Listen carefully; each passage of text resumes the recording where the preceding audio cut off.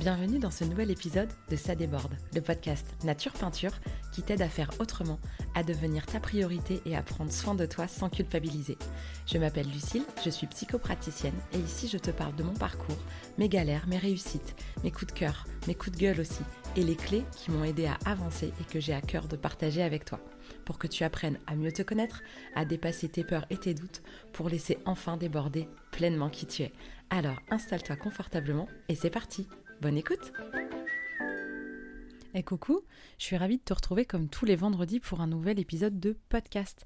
Alors cette semaine, c'est de nouveau un épisode solo et je continue de traverser les différents éléments de ton été intérieur. Donc on a déjà fait le feu, on a fait la terre, place maintenant à l'air.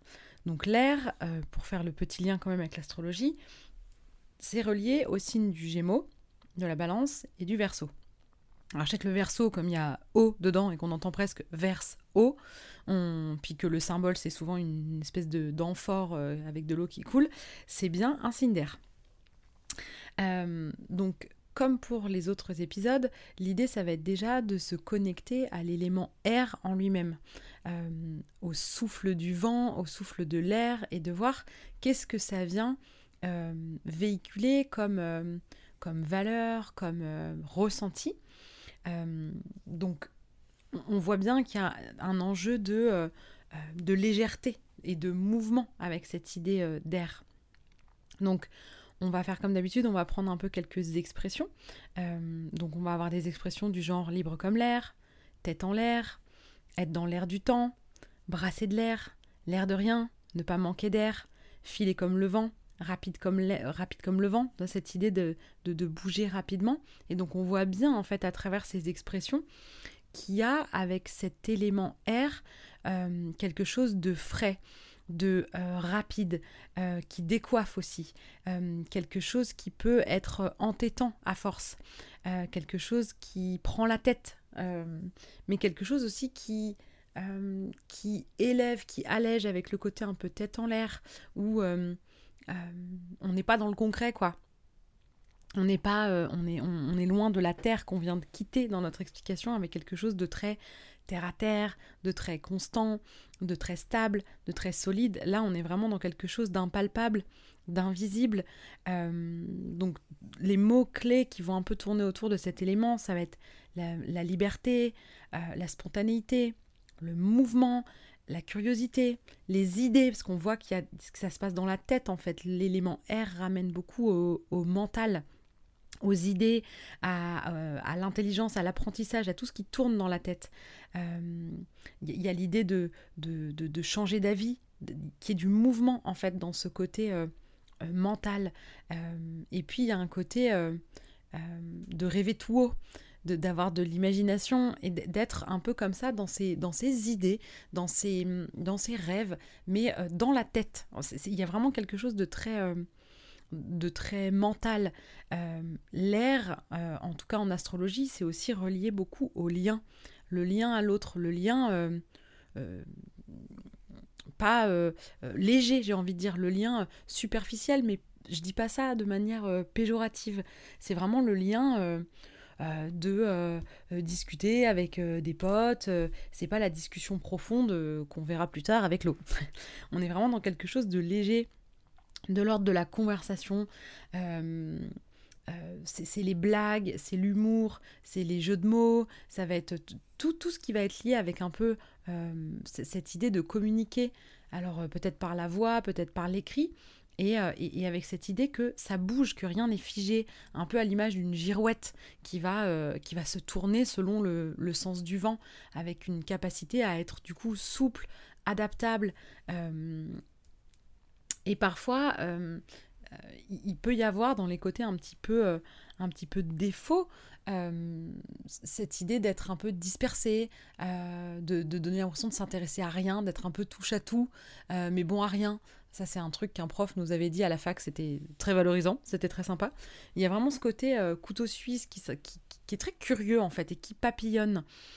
Donc l'archétype que j'ai choisi pour relier cet élément air, après avoir vu l'amoureuse, l'amoureux avec cet élément feu, cette part sauvage et instinctive, l'archétype un peu de la sauvage intérieure, du sauvage intérieur, avec la terre dans ce quelque chose qui vient dans les tripes.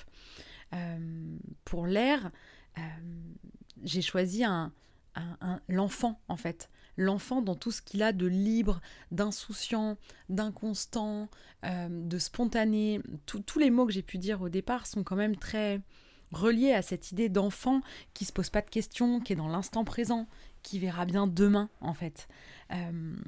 Donc il y a comme une invitation, quand on se connecte à l'élément air, à aller chercher cette fraîcheur, cette curiosité, cette candeur même de regarder un peu le monde avec des yeux d'enfant, de s'émerveiller, de l'enfant qui apprend, qui découvre. Y a de ça en fait quand on se connecte à l'élément air. Les questions que je t'invite à te poser en rapport avec cet élément, c'est: quand ai-je ri pour la dernière fois ? Alors pourquoi cette question en lien avec l'élément air et avec cet archétype de l'enfant ? Parce que dans cet élément, il y a aussi de la joie, en fait. Alors c'est pas la même joie que dans le feu, c'est pas cette joie profonde, intense, ce désir, ces envies. On est vraiment dans la joie innocente de l'enfant qui éclate de rire parce qu'on lui a volé son nez, ou voilà un truc bête comme ça, d'un enfant qui s'émerveille et qui rit aux éclats.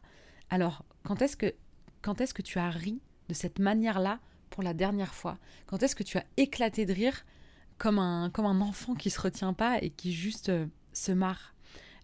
Et du coup, qu'est-ce qui te fait rire aux éclats comme ça, qui va vraiment te faire avoir ce rire incontrôlable, ce rire spontané, joyeux. Qu'est-ce qui te rend curieux ? Ça, c'est une question que j'aime bien aussi. Qu'est-ce qui te donne envie de creuser ? Qu'est-ce qui te donne envie de comprendre, de chercher, d'expérimenter, d'apprendre ? Qu'est-ce qui va venir stimuler comme ça un peu ton mental, tes idées, qui vont rester au stade d'idées ? La créativité, on verra ça dans la matière, c'est plus dans le feu d'ailleurs qu'il y a toute cette créativité. Mais là, on est vraiment dans juste l'idée, un peu, l'imagination. Il n'y a pas de limite en fait. Il n'y a vraiment pas de limite. Une autre question que pourrait t'inviter cette connexion à cet enfant à l'intérieur de toi, et si rien n'était grave, qu'est-ce que je ferais ? Alors, qu'est-ce que tu ferais si rien n'était grave ? Si c'était pas grave, hein ? Si ça avait pas de conséquences, ou si les conséquences étaient pas graves, et si c'était juste possible, qu'est-ce que tu ferais ? Je sais pas si tu t'es déjà posé cette question, vraiment en mode sans borne. Alors c'est pas si simple parce qu'en fait on a beaucoup de filtres qui viennent brider notre spontanéité, qui viennent brider notre mental, parce que ça se fait pas, c'est ni le lieu ni l'endroit, ce genre de petites phrases qui viennent montrer que la spontanéité, finalement, elle est dérangeante. Il y a un peu cette idée de l'enfant qui court partout, qui suit un peu le flot de ses envies, de ses idées, qui papillonnent, qui change d'avis, qui change d'activité alors qu'il n'a pas fini, ce truc-là. T'imagines cet enfant-là, tout plein de vie, tout plein d'énergie, qui arrive à l'école et boum, on lui dit de s'asseoir et de se taire. Et c'est un peu tout cet élan-là de l'air qui s'éteint partiellement à ce moment-là. Alors il y en a qui y arrivent jamais et qui sont des éléments perturbateurs de la classe qu'on va traiter. C'était les cancres au fond de la classe. C'est celui qui rêve par la fenêtre, qui a l'esprit en fait qui est ailleurs, qui est pas du tout enfermé dans cette salle. Il a l'esprit, voilà, il court dehors, il est là en train de regarder les nuages, les oiseaux, il est dans sa tête, il est plus là. Donc il y a ce côté rêveur comme ça, et puis il y a ceux qui apprennent plus ou moins par la force des choses à se contenir, se brider. Et finalement ces brides qu'on enclenche 8 heures par jour, 5 jours par semaine, pendant des années et des années et des années d'école, puis ensuite encore pour la majorité dans les boulots qui ont des rythmes standards de bureau un peu classiques, ce même truc de c'est ni le lieu, ni l'endroit, ni le moment, pour être toi-même, pour être spontané, pour être humain en fait, presque. Et moi je trouve qu'il y a un peu une part d'humanité qui est éteinte à vouloir des réactions qui sont plus lisses, plus mesurées, moins spontanées. C'est cette idée de tourner sa langue dans sa bouche 7 fois avant de parler. Bon alors en ce moment, si tu écoutes le podcast au fur et à mesure et que tu l'écoutes quand est-ce qu'il sortira Ah non, il sortira plus tard. Au moment où je l'enregistre, moi, là, on est en Mercure rétrograde. C'était le petit fun fact où là, c'est plutôt tourne bien ta langue dans ta bouche cette fois pour éviter les quiproquos, les gaffes ou les choses comme ça. Mais en règle générale, moi, je prône vachement la spontanéité. Et j'ai déjà eu avec plusieurs personnes cette conversation où vraiment les gens ont parfois cet accueil de la spontanéité comme étant extrêmement mal poli, dérangeant, sans gêne et problématique en fait. Problématique parce que la spontanéité, tu ne te demandes pas comment l'autre va être une fois que tu auras fait cette réflexion-là, qu'il y a quelque chose un peu euh, même d'égoïste. On m'a déjà dit ça, que la spontanéité donnait l'impression d'être égoïste et de ne pas se soucier en fait des autres. Alors moi évidemment c'est pas comme ça que je vois les choses, hein, tu te doutes bien, hein, en prônant à ce point le fait de déborder qui on est. Justement je trouve que la spontanéité et cette fraîcheur de l'esprit est un super moyen d'être qui tu es. Alors après, voilà, l'idée c'est pas non plus de dire tout et n'importe quoi à tort et à travers. C'est pas l'idée, il faut toujours trouver un juste milieu entre mesurer chacun de ces mots et ne pas réussir à s'exprimer tout à fait naturellement, sans retenue, et n'avoir plus aucun filtre et tout balancer ce qui passe par la tête à n'importe quel moment. Il y a un juste milieu quand même, parce qu'on vit en société, parce qu'on n'est pas tout seul, et que voilà, on peut pas non plus basculer dans l'extrême inverse, puisque les extrêmes ne sont jamais bons. Mais dans cette idée quand même de pouvoir te sentir libre, en fait, de changer d'avis, de rêver, de respirer, d'être libre, et dans quelque chose de plus souple, en fait, et de quelque chose qui bouge surtout. Parce que surtout quand on vient de la Terre, donc les éléments se suivent, hein, donc juste avant il y avait la Terre a quelque chose de très figé, de très immobilisé, de très immobile, de très lourd, et pour faire bouger de la Terre, c'est pas le même délire que pour faire bouger de l'air. Et donc c'est comme si l'air venait prendre le contre-pied un peu de ce qu'il y a eu avant. Parce que, comme je le dis souvent, et c'est aussi ce que j'essaye d'expliquer dans le déroulé de mes épisodes de mes newsletters, là, les carnets Lucille, que j'articule autour de l'histoire de l'astrologie, il y a un vrai lien, en fait, entre tout ça. Il y a le lien du duo, donc de la respiration. Donc dans le signe de terre, on était dans un signe réceptif.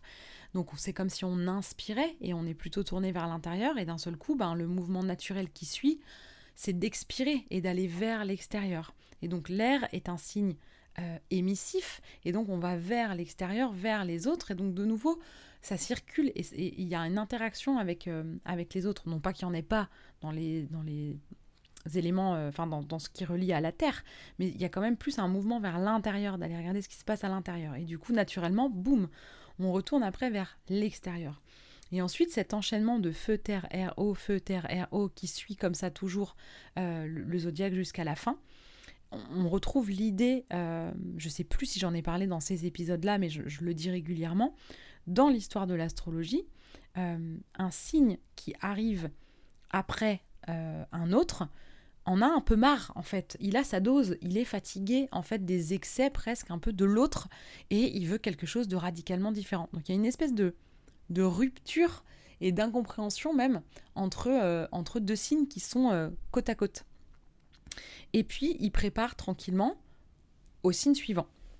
Et donc ils sont tous reliés les uns aux autres, même le bélier qui est le premier, il est relié avec le poisson qui est le dernier. Même si c'est parce qu'il y a toujours ce truc d'être à la fois à la fin d'un cycle et au début d'un nouveau. Donc même le bélier qui démarre, il a quand même un lien avec le signe précédent. Et il y a une rupture avec le signe précédent. Donc là, c'est un peu pareil. C'est-à-dire que vu que les éléments se suivent et que les signes se suivent, eh ben, un élément vient un peu contrebalancer ou mettre un peu de... ajouter ce qui manque au signe précédent. Et c'est là où après, il y a quelque chose de complet et de vivant et de cyclique. Donc, quand la Terre est lourde, immobile, parfois rigide, pour peu qu'elle manque d'eau, elle va être cassante, elle va être sèche, il va y avoir quelque chose d'assez figé, d'assez lourd. Et l'air vient mettre de la légèreté, du mouvement. Il y en a marre en fait, il y en a marre d'être dans cette stabilité, d'être dans cette endurance, ou en tout cas pas dans l'endurance physique. Il y a une envie d'aller partager, d'aller communiquer, quitte à avoir cultivé sa terre intérieure et d'y avoir trouvé des trésors. Il y a un moment donné où il va falloir aller en parler, va falloir aller raconter tous les trésors qu'il y a à l'intérieur de toi, va falloir communiquer, mais c'est l'idée en fait, c'est le mouvement naturel d'avoir créé des choses et hop, d'aller les montrer en fait et d'aller les communiquer. Donc il y a tout cet enjeu comme ça de bascule. Une autre question que tu peux te poser, qu'est-ce que tu ferais si tu n'avais rien à prouver? Mais encore une fois, toutes ces questions-là, c'est pour contourner le manque de spontanéité.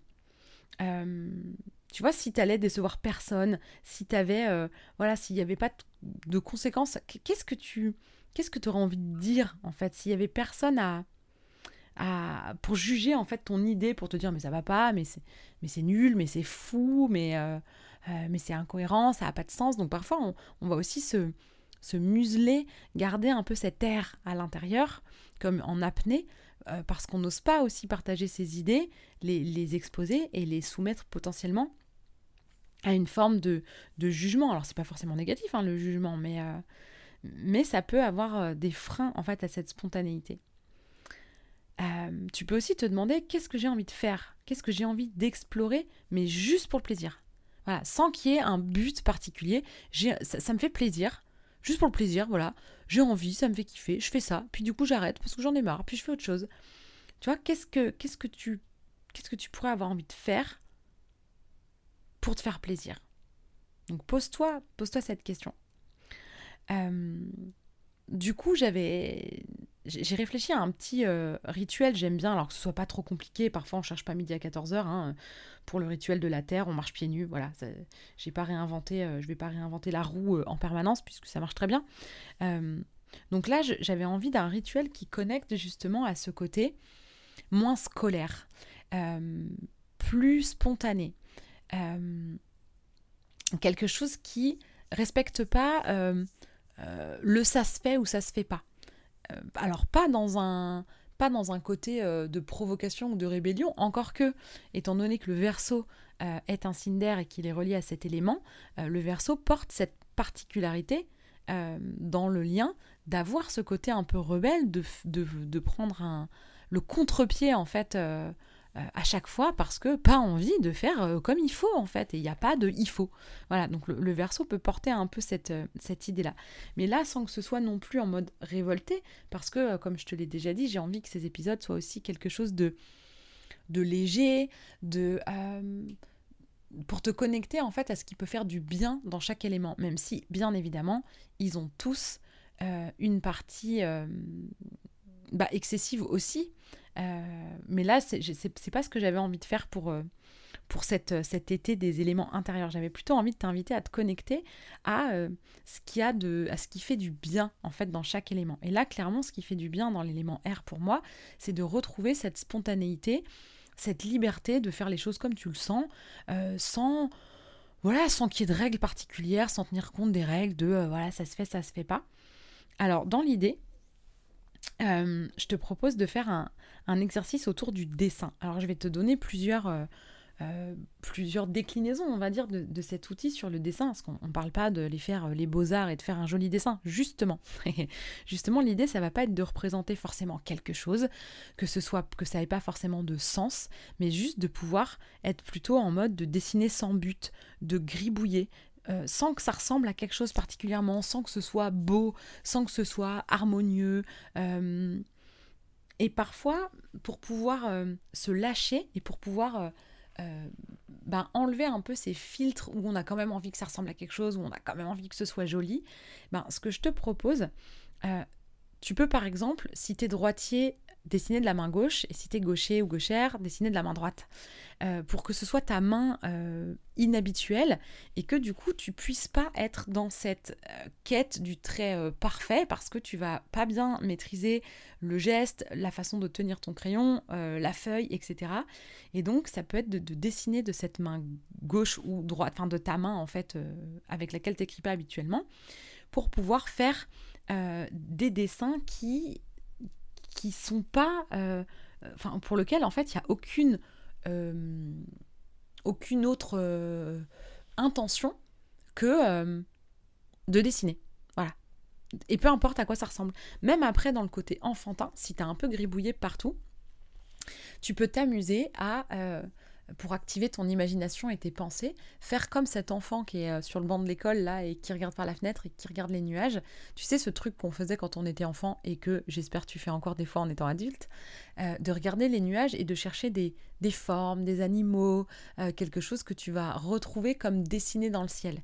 Et regarde ton gribouillage et regarde s'il n'y a pas les contours d'un animal ou de quelque chose, et puis tu peux le colorier ou repasser en plus foncé les traits que tu distingues, et d'être dans cette créativité au milieu du chaos, au milieu de ce méli-mélo de traits. Je suis sûre qu'il y a quelque chose à ressortir. Et puis, parfois, de gribouiller, ça aide à canaliser l'esprit. Je ne sais pas si tu fais partie de ces gens, quand ils sont au téléphone ou quand il y a une discussion, qui ont tendance à griffonner, à faire des petits carrés, à faire des gribouillages, des petits croquis, des petits machins, et d'avoir un peu ce geste qui va venir canaliser l'esprit. Il y a un compte Instagram, je me souviens plus le nom, je crois que c'est les copains zen, un truc comme ça.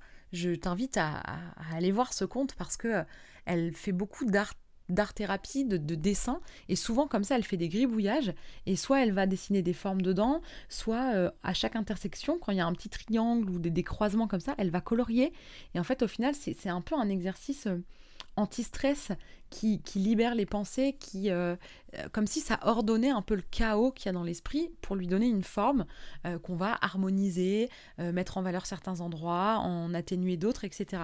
Donc ça peut vraiment être un petit rituel pour à la fois te connecter à cet élan spontané et de voir d'apprendre en fait que dans cette spontanéité, dans ce premier jet, dans ce truc qui ressemble à rien au départ, en fait il y a tout un potentiel. Et c'est ça en fait l'idée de l'air. Tu peux aussi, si c'est vraiment difficile avec la main pas directrice, ou je sais pas comment on dit, la main principale, la main, bref, t'as compris, c'est de fermer les yeux. Et pour pas qu'il y ait un côté que ce soit beau, tu peux même poser les crayons de différentes couleurs devant toi, et puis tu fermes les yeux, et t'attrapes les crayons sans savoir lequel c'est, et puis tu gribouilles, et puis tu prends un autre crayon, et puis tu gribouilles, et en fait tu vas découvrir après, sans qu'il y ait eu de retenue, sans que ton geste spontané ait été arrêté, contrôlé, dirigé par ton esprit, même si vraiment tu te mets dans l'idée de « allez, vas-y, je laisse courir le crayon », tu peux aussi comme ça fermer les yeux. Donc, je te laisse essayer de trouver quelque chose qui t'aura parlé dans tout ça, mais c'est vraiment l'idée d'aller reconnecter un peu à cette spontanéité. J'avais aussi envie de te proposer, comme pour les autres, une huile essentielle. Alors, je vais te proposer l'huile essentielle de menthe poivrée. Pourquoi ? Parce que, du coup, le côté mentholé, il y a quelque chose de frais. Il y a quelque chose qui fait qu'on respire. Tu vois, il y a ce truc de... tu sais, comme quand tu manges un chewing-gum bien menthe fraîche, là, cette espèce de...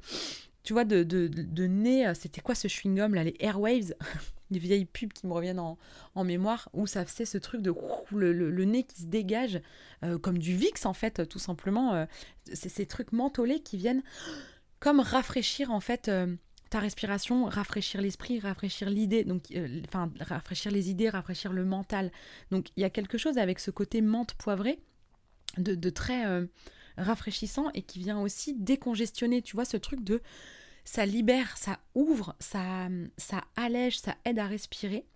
Et du coup, ça a aussi pour effet d'aider à se concentrer, parce qu'en fait, ça ouvre, c'est comme si ça laissait circuler justement les idées, l'air, et en fait, il y a quelque chose qui vient aider à, je sais pas moi, à rafraîchir un peu ces idées, et ça a aussi pour vertu du coup d'aider à la concentration, à la vigilance et à la mémoire.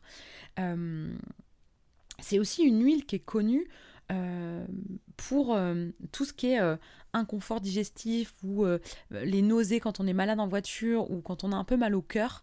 En fait, il y a ce petit remède de mettre une goutte de menthe poivrée sous la langue. Ça aide à passer les nausées. Et en fait, là, symboliquement, je trouve que ce que ça vient apporter, il y a ce côté